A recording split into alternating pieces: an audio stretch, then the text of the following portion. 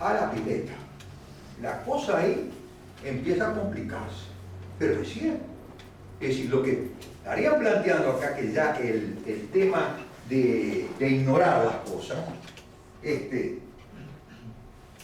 ya pasó. Y eso hace que las cosas cambien totalmente. La guerra de Vietnam y la guerra de Argelia fueron de una crueldad realmente impresionante. Los vietnamitas perdieron cerca de 1 millón de habitantes. Y en Argelia, no sé, pero no menos de medio millón. Y sin embargo, a pesar de que hubo un enfrentamiento sumamente agresivo entre ellos, es decir, entre las dos partes en cada uno de los países, en ningún momento hubo un ataque terrorista contra la potencia central. Ni los argelinos del FNL actuaron contra los franceses, ni los vietnamitas actuaron en Estados Unidos. ¿Eso qué llevó? Llevó, entre otras cosas, a que ganaran precisamente los del FNL y los vietnamitas. Porque justamente el triunfo que se da ahora en la guerra no es un triunfo militar, no es como decía Clausewitz en su tiempo, la eliminación o la anulación de uno de los ejércitos. Es la victoria política de obtener el objetivo que se tenía. Es decir, en el caso de Vietnam, que se fueran los americanos y se pudiera reunificar el país. Lo lograron. Perdieron los americanos. Eso hizo que los americanos tengan una cantidad de literatura desde esa época para acá realmente impresionante para tratar de entender qué fue lo que pasó, ¿verdad? Y en los franceses lo mismo. Es más, incluso, no solamente perdieron y se logró la independencia de Argelia, sino que cayó la república en Francia y todavía encima de eso apareció una organización terrorista de derecha en Francia. Entonces, el tema es ¿qué es la victoria y qué es lo nuevo? Yo creo que lo que más ha desconcertado con el tema del terrorismo es precisamente el hecho de que ya ahora es diferente a antes. Antes en Estados Unidos, por ejemplo, durante la guerra de Irak, la primera, agarraban, iban a la heladera, sacaban una cerveza, unos sándwiches, un pop que siempre comen cuando ven televisión, y empezaban a ver el bombardeo, por ejemplo, en Irak. Y no pasaba nada. Pero ahora resulta que después de los bombardeos en Siria, o mejor dicho, después de lo que ha sucedido en todo el Medio Oriente, aparecen unos árabes y les vuelan las Torres Gemelas. Yo no digo que esté bien volar las Torres Gemelas. Ahora, si vos estás dispuesto a entrar en guerra, tenés que estar dispuesto a pagar las consecuencias que la guerra implica, ¿no? Y el ataque terrorista es una consecuencia de tu participación en la guerra. Ah, que yo no tomé ningún fusil. No, no tomaste ningún fusil, pero sos el que le está pagando el fusil a Mengano, que está así matando árabes, ¿verdad? Entonces, la cosa ahí se complejiza mucho. Y entonces, ya terminando, porque si no, no nos entendemos. Dos o tres conceptos nuevos ahora, en cuanto a la guerra, porque estábamos diciendo el terrorismo es un combate, y es un combate es porque hay un conflicto armado, que es la manera elegante de decir guerra ahora. ¿Qué es el tema de la guerra asimétrica? Antes siempre pensábamos en la guerra en dos ejércitos, de más o menos de la misma potencia, que a través de la maniobra, una cosa u otra, uno predominaba sobre el otro. Pero ahora, yo diría, desde la guerra de Corea para acá, prácticamente casi todos los conflictos, salvo un conflicto que fue la guerra de Irak, donde Saddam Hussein cometió el error de los errores, que era tratar de enfrentar a Estados Unidos a través de métodos convencionales, y logró justamente que lo vencieran en menos de una semana. Es decir, son guerras entre dos actores de muy diferente capacidad bélica e industrial y económica, ¿verdad?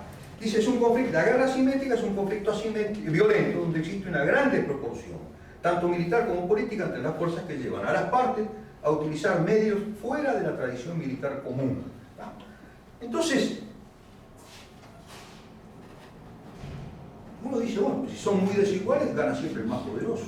Pero lo interesante es que desde después de la guerra de Corea, prácticamente casi un porcentaje realmente importante de los conflictos armados entre actores asimétricos fueron ganados por los actores más débiles, ¿no? Digo que por otra parte ya también habían antecedentes, porque Sandino en Nicaragua venció a los americanos. Sandino,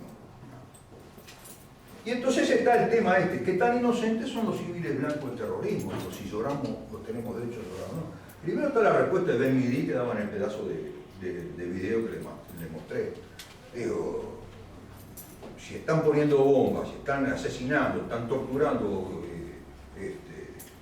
argelinos en ese momento, con el dinero del Estado francés, y bueno, vos lo apoyás, te tenés que ser responsable de ese apoyo.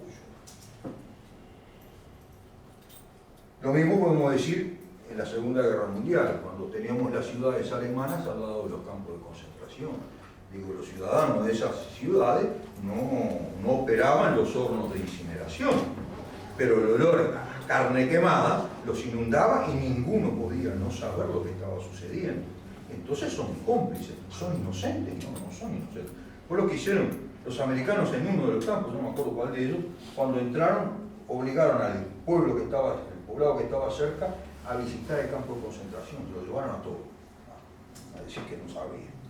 Existe la complicidad pasiva, existe, y hay que tener cuidado, que se puede pagar precio por ella. La complicidad pasiva es la de los tres monitos, no veo, no oigo, no digo. Pero eso en estos momentos, en donde vivimos en un mundo global, es muy difícil de mantener. Está la complicidad activa, esto es una foto también de Riga, en donde los judíos estaban siendo enviados hacia los campos de concentración y los civiles de Riga estaban al lado, golpeando, tirando piedras, etc. Vamos terminando. Lista de los países de la coalición que enfrentó a Saddam Hussein. Y noten, fíjense lo que está en rojo. ¿Está? Es donde hubieron atentados terroristas.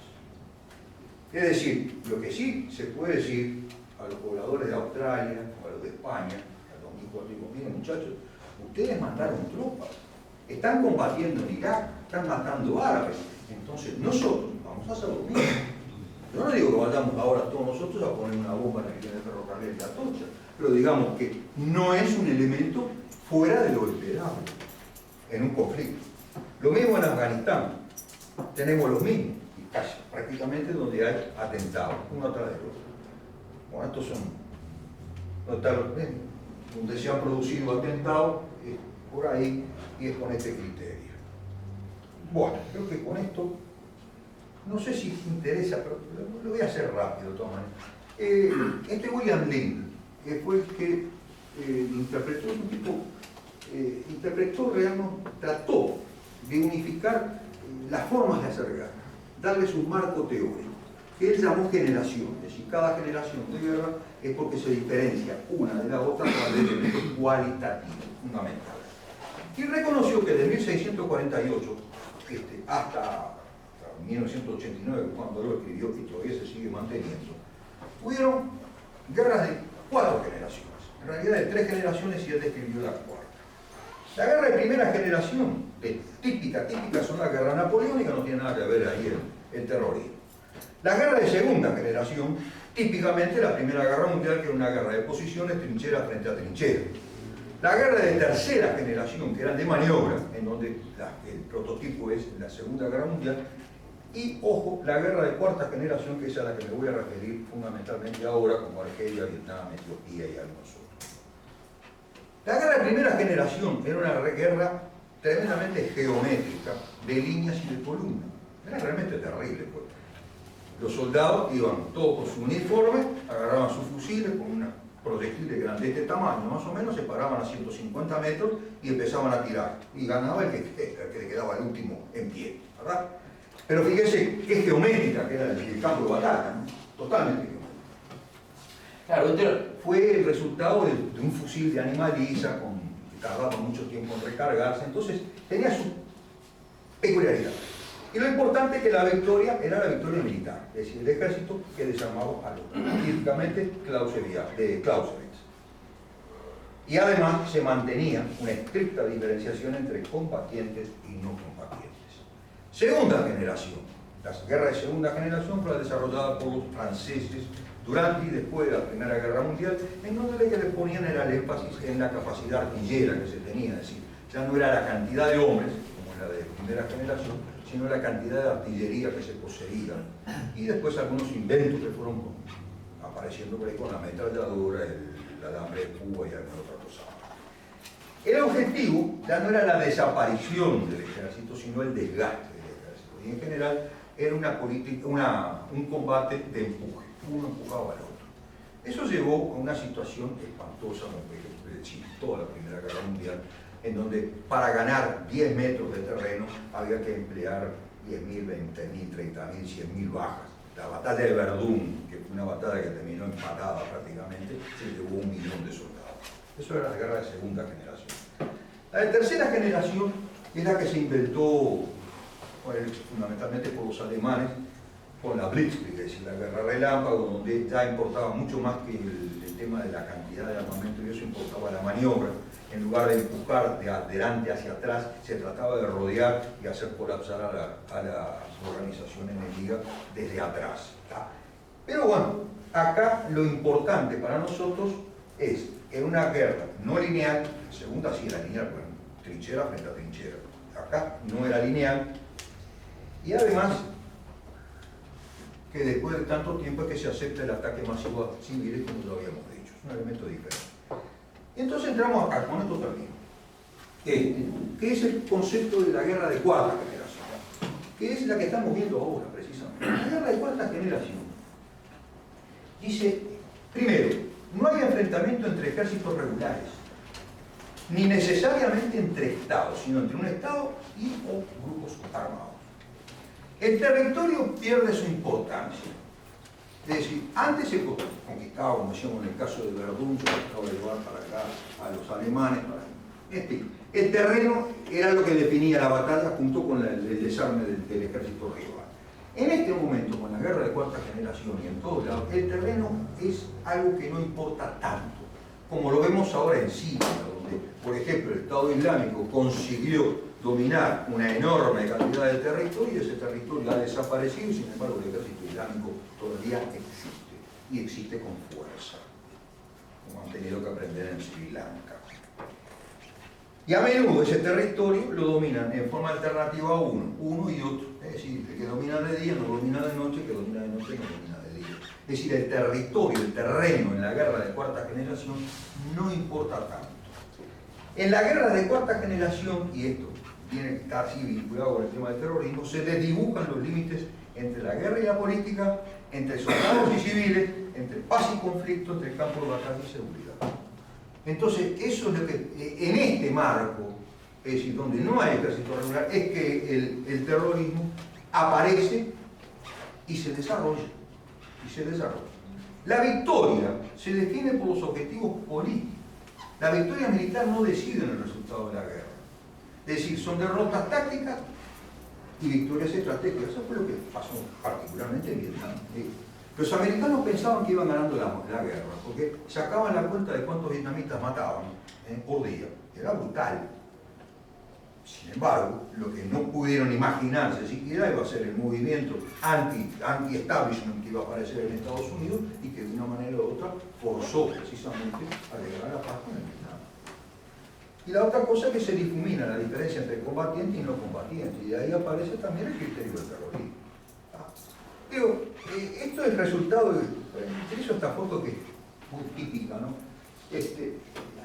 No es suficiente tener tanques, a veces no sirve para nada. Esto es de la Plaza Tiananmen. Un hombre solo paradito para 4 tanques, ¿verdad?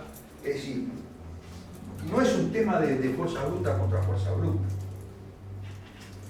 Bueno, y creo que... con esto y un bizcocho hasta mañana. Lamento haberme extendido mucho. Me entusiasmo cuando hablo del tema, porque es un tema que me preocupa, pero además es un tema de gran actualidad. Y es un tema del cual, como yo estaba diciendo al principio de la exposición, el tema del terrorismo se utiliza como insulto y no como un fenómeno a estudiar para tratar de resolver. Digo, yo no soy terrorista ni voy a plantear ser terrorista. Y no siempre la violencia resuelve las cosas. Yo me acuerdo, y con este pensamiento me voy así un poco más. Yo me acuerdo, yo no viví el entierro de Liberarse porque estaba preso. En ese momento estaba detenido. Pero sí viví la situación de de Mitrione. Mitrione lo ejecutan y fue prácticamente casi enseguida del asesinato de los compañeros de la 20. Es decir, había un ambiente de movilización, de contra del gobierno, de protestas, progresistas, lo que quieran, y salió el tema del asesinato de Mitrione y salió una manifestación popular, porque era popular, era todo el pueblo, 500.000 personas, en duelo de Mitrione. Es decir, no siempre la violencia resuelve los problemas, ni siquiera el que gana en la violencia lo resuelve.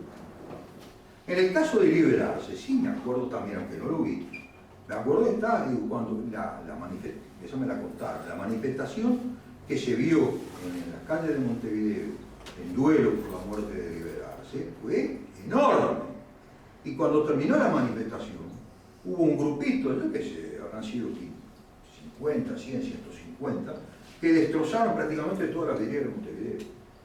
Y todo el efecto político que se había logrado a través de la manifestación, el apoyo y el repudio en realidad al asesinato de Liberarse, se pierde en menos de un minuto. La violencia no se puede aplicar en forma no planificada. Digo, no soy un no violento, no soy un pacifista, ni puedo dejar. Si a mí viene y alguien me pega un piñazo, voy a tratar de devolverse, ¿qué quieren que le diga? No me voy a dar. El único que daba vuelta a la cara era Cristo, yo no soy. Pero de ahí a utilizar la violencia de forma indiscriminada, eso siempre es un boomerang. Bueno, yo termino casi mejor. Si hay alguna pregunta, yo creo que dejé varias interrogantes. Eso para que ustedes se la contesten. Dime. Bueno, primero te quiero agradecer la exposición, creo que está muy bien fundamentada. Comparto gran parte de ella, algún punto no, pero sobre todo quiero mencionar un par de cosas. Primero, una corrección. Refería que la definición normativa en Uruguay era el artículo 105 del decreto 105, una parte del decreto 105. Hay una definición legal, es la 17.000 y pico, no recuerdo el número exacto, modificada por la 18.000 y pico. Es la que está vigente actualmente, que después te la mando. ¿Tiene algo que ver con la ley de política militar? Porque la que estamos estudiando es ley de política militar. No, tiene que ver con el lavado de activos. Ese es el proyecto de ahora. No. Está vigente, fue la 18.000 y pico fue votada durante el gobierno del Frente. Y lo segundo que te quería, después te lo mando, lo segundo que te quería decir es que la ley que se está discutiendo ahora, por razones de discrepancia interna dentro del Frente, se acaba de retirar toda la parte de definición de terrorismo porque los plazos no daban y solo va a quedar la parte de lavado de activos terrorismo. O sea que la única definición legal vigente que va a quedar va a ser esa que te hacía referencia. Junto con la ley de defensa. Pues el decreto 104. Ese no fue derogado. No, ese está vigente. Ese está vigente, pero la ley está por encima. Los cursos te lo presentan como elemento del trípode uruguayo de la ley marco, precisamente la ley de defensa. La ley esta que te digo está por encima del decreto, digamos. Sí, por supuesto. Después te la veo. Y solamente un aspecto en el que quiero marcar una discrepancia, de repente hay algún otro, pero uno que me parece importante. Vos centrás que el terrorismo es solo político y todo depende de cómo definamos lo político, ¿no? El grado de amplitud que definimos lo político. Por poner un ejemplo absolutamente común, lo religioso, si no lo definimos como político, puede generar conflictos y actos terroristas, y de hecho lo define muchas veces muy fuerte. Y excluís dentro de lo político algunos grupos que personalmente no comparto, por ejemplo el primer comando de la capital, que tiene además de intencionalidades económicas, tiene dominio de territorio en algunas áreas a veces, en esa especie de definición de las guerras de cuarta generación, ¿no? Aunque estemos hablando de un grupo relativamente reducido, pero hay áreas de Río, por poner un ejemplo, que están bajo favelas y espacios de favelas dentro del río que están bajo el control. Por eso yo te decía, si nosotros entendemos política en el sentido amplio, Y ahí sí puedo coincidir contigo, se incluye un conflicto religioso y se incluye un conflicto que puede tener motivos económicos, porque el primer comando de la capital es un grupo que desafía al Estado en varias áreas, no solo económicas, sino incluso el control territorial ocasionalmente, la Mara Salvatrucha y ese tipo de cosas, sí los considero dentro del grupo terrorista. Y a priori incluso algunas acciones de individuos, como han sucedido en Brasil o en Estados Unidos o en otros países,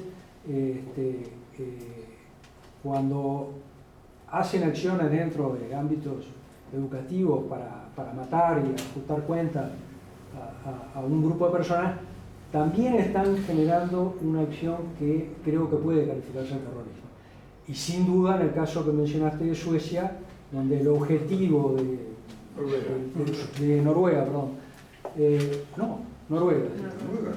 El objetivo, no, entonces me estoy confundiendo de caso. En Suecia fue un objetivo claramente político, el que fue contra el Partido Social, contra la juventud del Partido Socialdemócrata en la isla de no recuerdo cuánto, que mató a una. En Noruega. Pues claramente había una intencionalidad política. Ahí podemos discutir, discrepar o estar de acuerdo.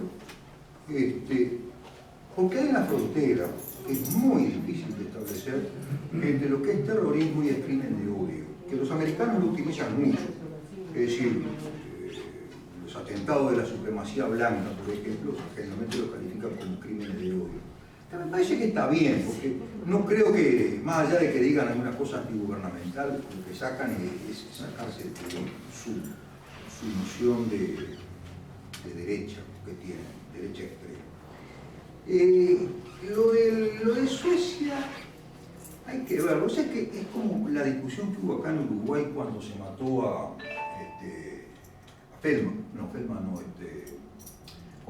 un hombre judío. Que ya lo trataron de presentar como un elemento de... Ese caso es una estupidez.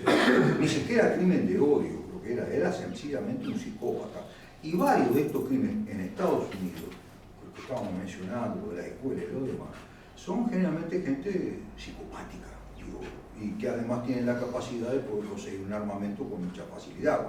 Acá en Uruguay puede ser muy psicópata, pero conseguir un M16 está difícil. Con respecto a lo del sentido político amplio, estoy de acuerdo contigo, sí.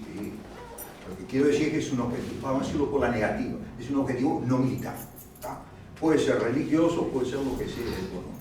Lo del Comando Vermelho es esa zona también que incluso llegó a la invención de la palabra narcoterrorismo, ¿verdad?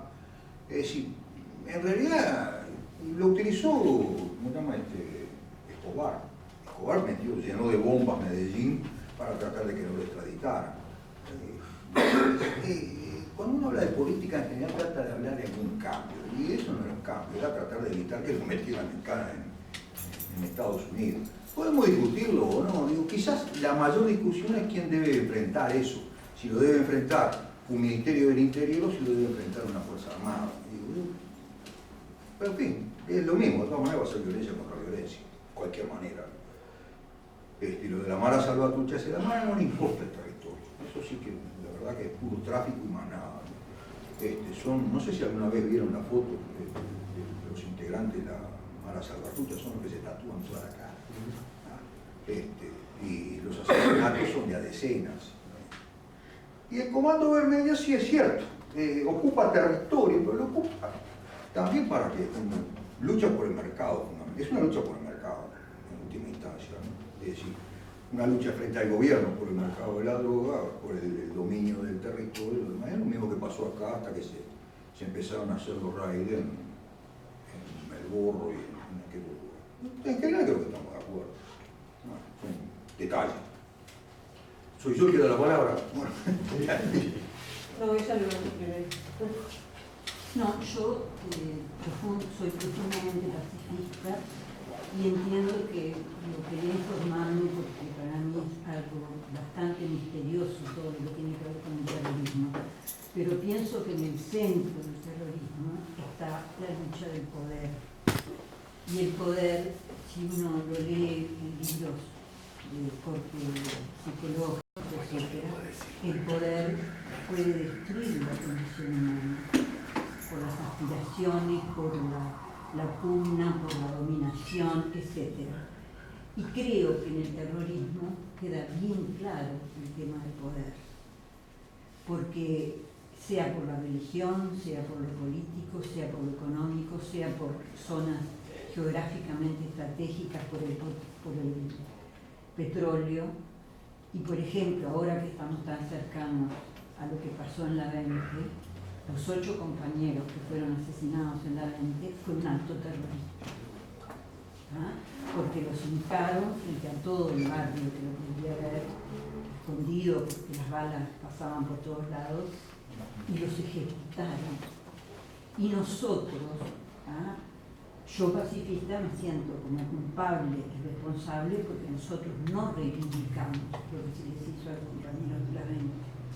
Como nos ha costado mucho, como izquierdistas, como progresistas, como frente amplistas, nos ha costado reivindicar el terrorismo de Estado de la dictadura. ¿Ah? Porque los que fuimos militantes contra la dictadura, que teníamos mucho miedo y hasta terror, pero de todas maneras la peleamos. Pero la gente que estuvo detenida y fue torturada, eso nosotros todavía lo seguimos peleando. Y han pasado 40 años. Entonces yo me pregunto, ¿qué extensión tiene el terrorismo? Porque si vamos a la antigüedad, también había terrorismo. Y era como si se perdiera la condición humana, como si los hombres nos convirtiéramos en bestias. No sé si queda claro lo que digo. Porque la violencia destroza, destruye. Tenemos la forma humana, pero no somos personas. ¿Sí? El tipo que es capaz de torturar, de matar, de reventar a otro, no tiene la calidad de ser humano. Se bestializa. Y eso es lo que a mí... Voy a pasar este diapositivo y te está contestando. Ningún tipo de violencia es bueno. Ningún tipo de violencia. Sí, yo lo leí. No, yo estamos de acuerdo. Eso sí, el terrorismo es una estrategia de combate, hay que tomarlo como tal. Eso es lo que a mí me preocupa sobre todo. No sencillamente utilizarlo como un insulto o como un idiota o un loco que pone una bomba. No, es un método de combate. No. Yo no lo digo idiota. Nadie puede gustar, incluso la formulación que se utilizó durante mucho tiempo para hablar de la revolución y de la toma del poder era por la vía menos dolorosa, ¿verdad? Estamos de acuerdo, digo, menos dolorosa, porque la vida siempre todo es estadística. Cuando decimos un sí, lo que estamos diciendo es que el 95% de la vida es sí y un 5% no. Entonces, podemos decir que con un 95% podemos ir sin violencia y un 5% que no es más remedio que sí, y hay que estar preparados para eso. Pero los que luchaban no eran y lo de violencia del Estado, te lo dije ya directamente, el pique sí, es así, es terrorismo de Estado, sin lugar a dudas. Y por eso varias definiciones, 2 o 3 definiciones que te monté ahí, justamente te decía de que podía ser que el terrorismo era una violencia sobre no combatientes, que es el elemento diferencial, con un fin político, siempre, y que podía ser contra el Estado o a favor del Estado, es decir, para mantener el Estado. La formación que planteaba en Colombia, donde se formaron un grupo en Guatemala, donde habían grupos especiales de campesinos también armados para pelear contra lo que yo decía, ¿no? El narcotráfico en el momento. Así que con respecto al terrorismo estamos, por supuesto, totalmente de acuerdo, y eso todavía estamos siguiendo, pagando las consecuencias de no haberlo de no haberlo resuelto, que puede pasar de la vuelta a la democracia. No se ha resuelto totalmente y eso lleva una cantidad de cicatrices. Eso tampoco. Complicidades también. No soy pacifista. Yo sí. No me gusta la violencia, pero no soy pacifista. Yo sí. Como vos decías, si a mí me pegan en la mejilla, es culpa. Yo la defensa propia, ¿no? Soy un buen materialista, pero con un gran admirador de la ética y la moral cristiana. En eso estoy de acuerdo. No, quería recordar algo que vos no dijiste y quiero recalcar que es importante no confundirlo. ¿Sí? Que vos no dijiste, vos no afirmaste y yo quiero recalcar que eso es importante despejarlo. No se puede confundir lo que se entiende por crimen organizado, las organizaciones que entran dentro de la definición del crimen organizado, con las organizaciones que entran dentro de la definición de terrorismo. El narcoterrorismo, el primer comando capital, el comando Bermelo, no tienen ambiciones políticas, son territorialmente sedentarios. No se han propuesto nunca disputarle al Estado de Brasil el dominio del Estado. Sus acciones para asegurar el territorio sedentarizado son acciones muy violentas que tienen una relación directa con las formas en que desde el Estado se ha intentado solucionar los problemas que dieron lugar a ese tipo de organización. Pero eso corresponde a crimen organizado.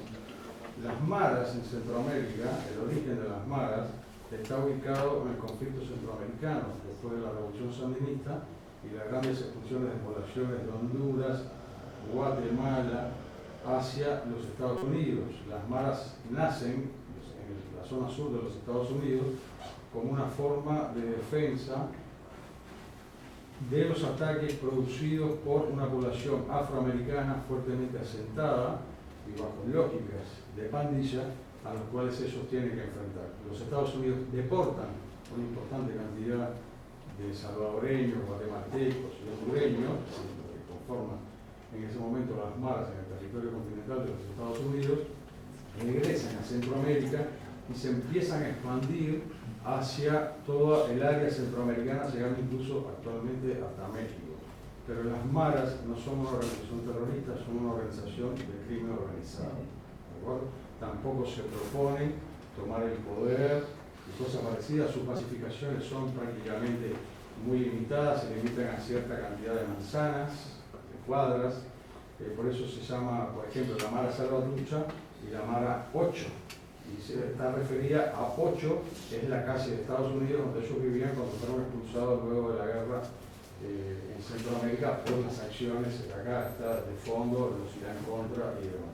Digo, recalcar esto, no confundir crimen organizado o organizaciones vinculadas al crimen organizado como Comando Bermelo, el PSC, organizaciones narcoterroristas, cualquiera de ellas, desde Colombia hasta México, Perú incluido, con organizaciones terroristas, tal cual vos las trabajaste.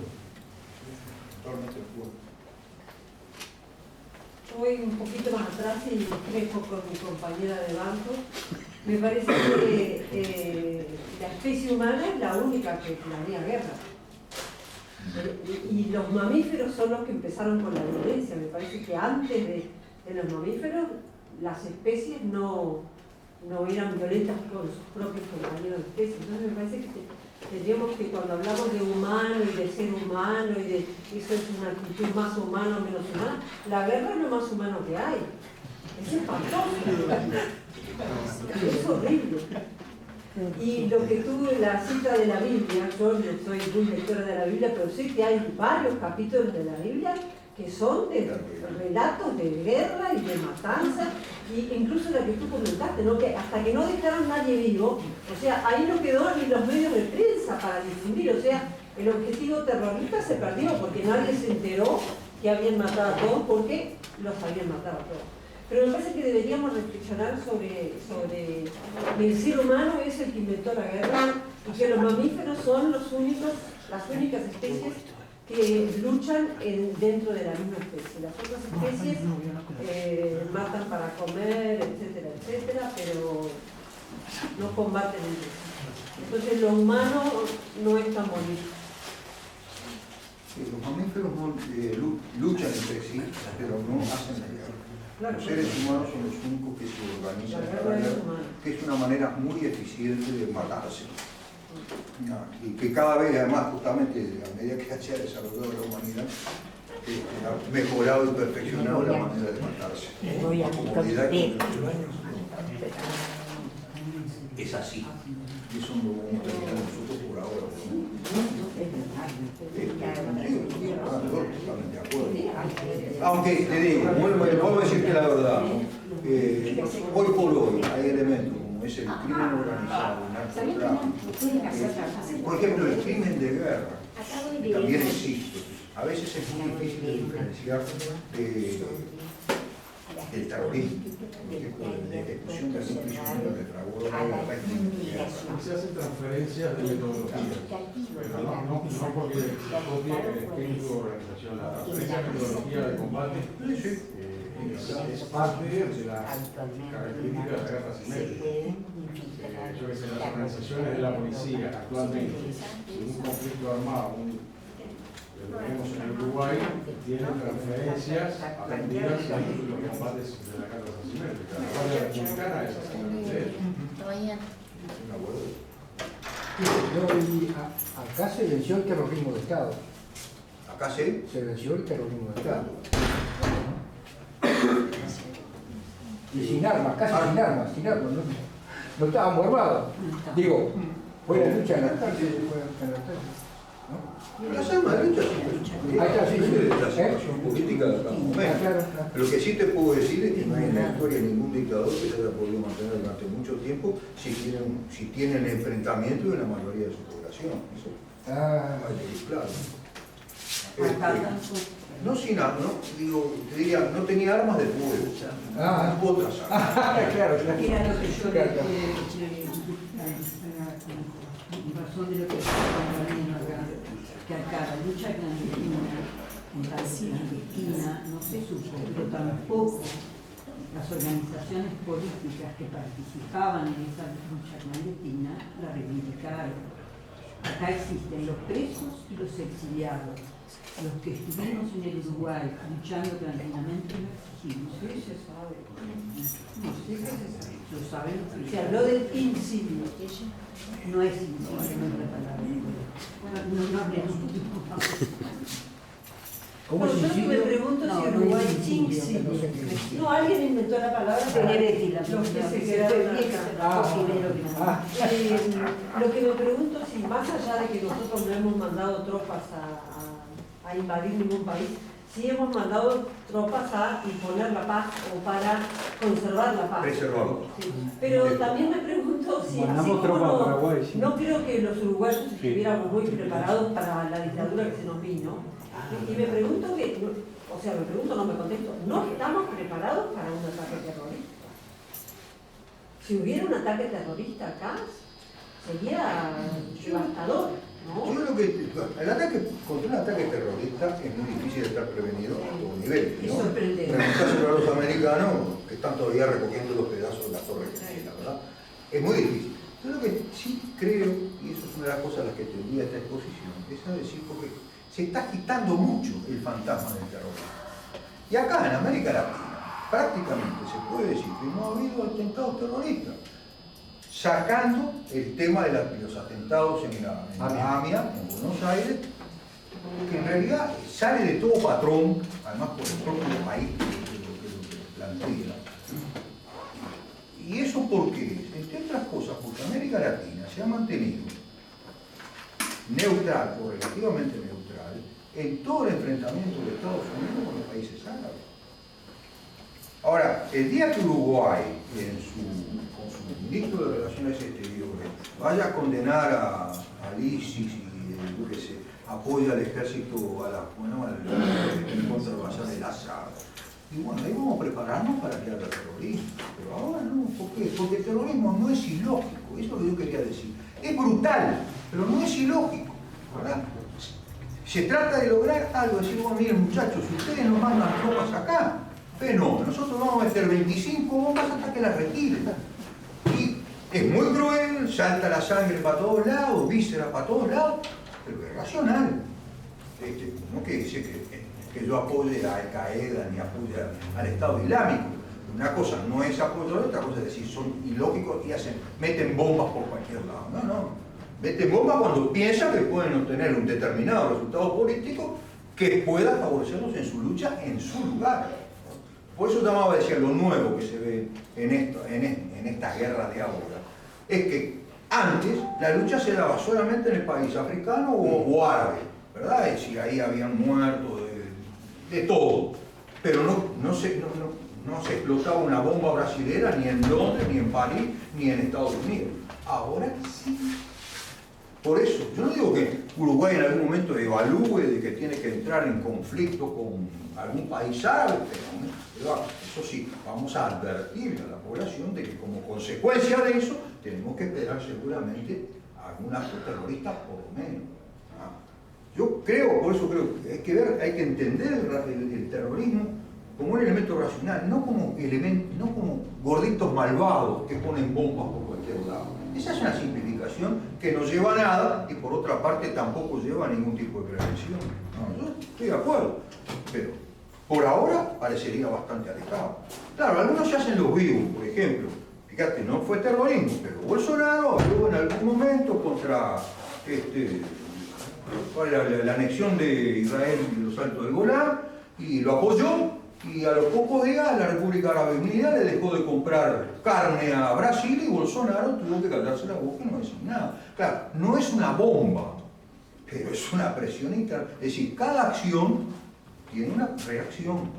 En general, es decir, en física la acción y la reacción son iguales.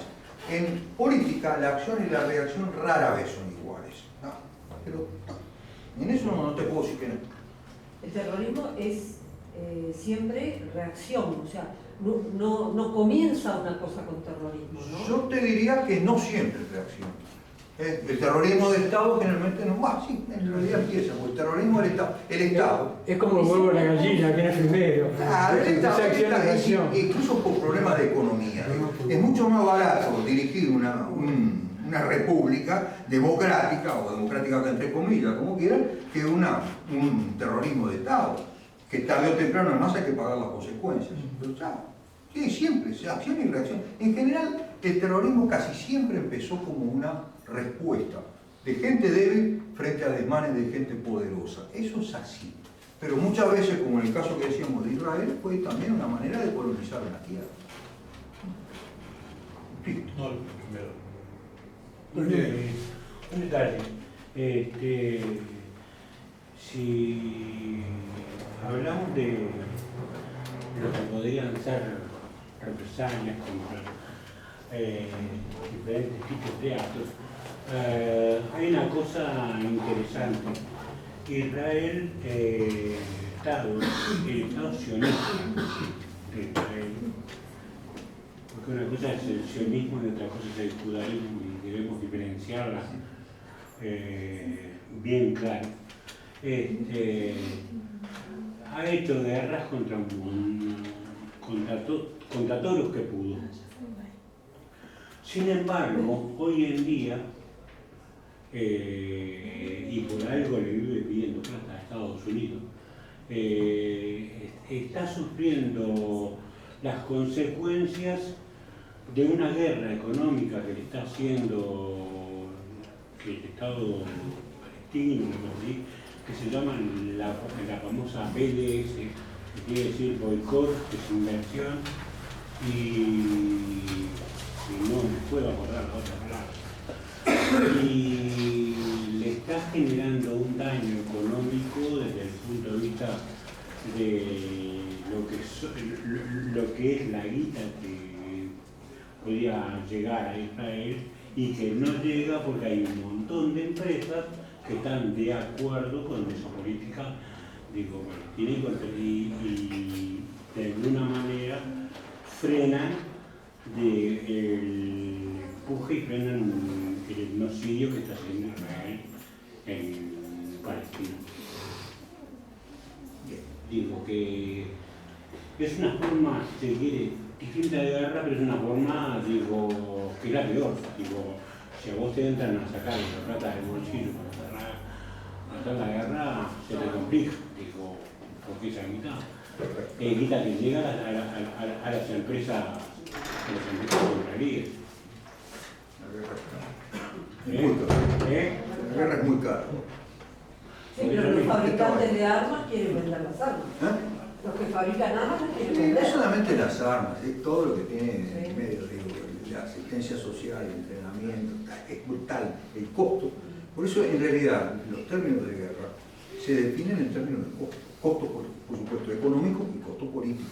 Es decir, si puede mantener o no puede mantener al pueblo enfrentado a otro. Perdón. No, un poco, sin querer polemizar con el tema de fondo, creo que hay, también por lo que planteaba Gustavo, el alcance del concepto del terrorismo. Creo que también, además de los objetivos típicamente políticos, en el fondo está el tema del poder. Y creo que quienes disputan territorios o partes de territorios, con el crimen organizado, el narcotráfico, también están disputando el poder, ejercer poder para cumplir sus objetivos. Y de alguna forma también es un terrorismo porque pretenden dominar un territorio para tener el control y así ejercer su poder y gobernar ahí así, y hacer el tráfico. Y ya digo, igual no politiza el tema del fondo, me parece que son variantes. Y un tema particular que quería mencionar, porque me parece que necesitamos estudiarlo más a fondo, más allá de las simpatías políticas o no que puede haber con el caso de Nicaragua, pero ahí hay un claro caso en que crimen organizado, maras y mercenarios nutrieron que se rebelaron contra el gobierno y ahí hubo terrorismo. No era una fuerza organizada de opositores, de partidos opositores al gobierno, sino que fue algo creado y armado para desestabilizar un gobierno. Y ahí hubo terrorismo. Y de alguna manera fue alimentado por la gente que se deportaba en los charters a Salvador, a Nicaragua. Eso fue poniendo gente ahí que llegaba con una capacidad, con una formación en violencia, y dice, bueno, ¿y acá qué vamos a hacer? No voy a venir a trabajar la tierra, ni sé